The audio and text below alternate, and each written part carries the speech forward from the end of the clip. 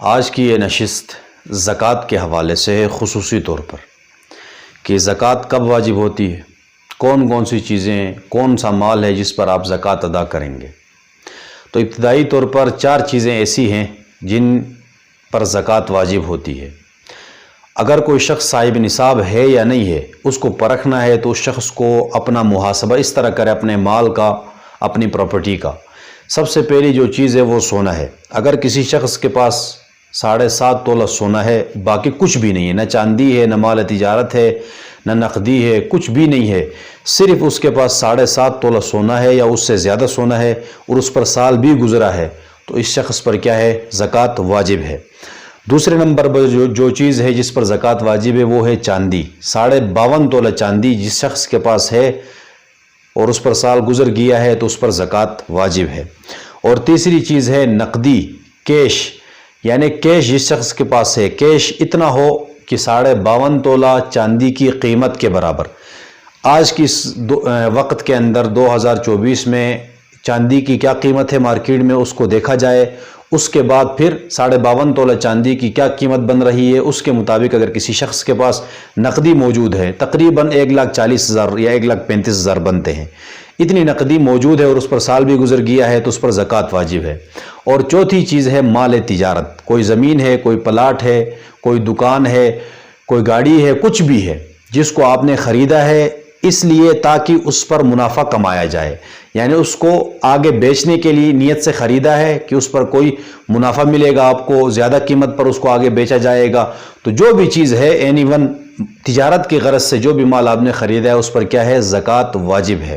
اسی طرح کیش کے اندر چاہے پاکستانی کرنسی ہے یا فارن کرنسی ہے، کیش آپ کے پاس پرائز بونڈ کی صورت میں ہے، آپ کے جیب میں ہے، آپ کے بینک میں ہے، گھر میں ہے، جہاں کہیں ہے، اس کیش پر کیا ہے؟ زکوٰۃ واجب ہے۔ اور اسی طرح قرضہ، اگر آپ نے کسی شخص کو قرضہ دیا ہے، 8-10 لاکھ روپے کسی کو قرضہ دیا ہے اور وہ قرضہ واپس ملنے کی امید بھی ہے، تو وہ جو قرضہ آپ نے دیا ہے اس قرضے پر بھی کیا نکالیں گے؟ آپ زکوٰۃ نکالیں گے، کیونکہ وہ قرضہ آپ کا ہے، آپ کو واپس ملنے والا ہے۔ قرضے کے حوالے سے یہ بات یاد رکھیں کہ آپ ہر سال اس قرضے کا حساب لگا کر زکوٰۃ نکالیں گے، یہ بھی آپ کے لیے اختیار ہے۔ اگر آپ ہر سال نہیں نکالتے ہیں تو اب مثال کے طور پر 5 سال بعد آپ کو وہ قرضہ واپس ملتا ہے، تو یہ 5 سال تک یہ قرضہ جس بندے کے پاس رہا ہے اور آپ نے اس کی زکوٰۃ نہیں نکالی تو 5 سالوں کے ایک ساتھ بھی آپ نکال سکتے ہیں جب قرضہ آپ کو مل جائے، یہ آپ کو اختیار ہے، لیکن ہر سال نکالنے میں آسانی ہے۔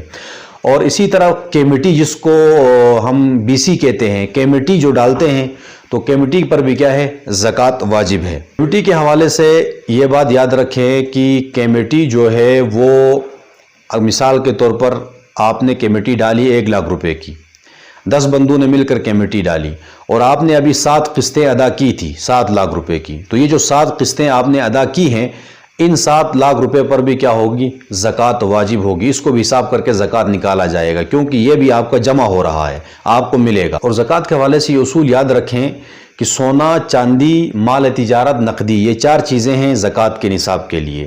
اگر کسی کے پاس سونا بھی پورا نہیں ہے، 1 تولہ سونا ہے، تھوڑی سی چاندی ہے، چند ہزار روپے ہیں، تو پھر کیا کریں؟ تو پھر ان تمام کی قیمت لگے گی، سونے کی قیمت لگے گی کہ 1 تولہ کی، یا 1 تولہ ہے، آدھا تولہ ہے، جتنا بھی ہے اس کی مارکیٹ میں کیا قیمت ہے وہ قیمت لگائی جائے گی، چاندی کتنی ہے اس کی قیمت لگے گی، اور 5,000 10,000 جو آپ کے پاس پیسے پڑے ہیں وہ ساری قیمت لگ کر ان تمام کی قیمت کتنی بنتی ہے؟ اگر 52.5 تولہ چاندی جو اس وقت 1,35,000 روپے بنتے ہیں، اگر اس مالیت تک وہ نصاب پہنچ رہا ہے اور سال گزر چکا ہے تو تب بھی آپ پر کیا ہے؟ زکوٰۃ واجب ہے۔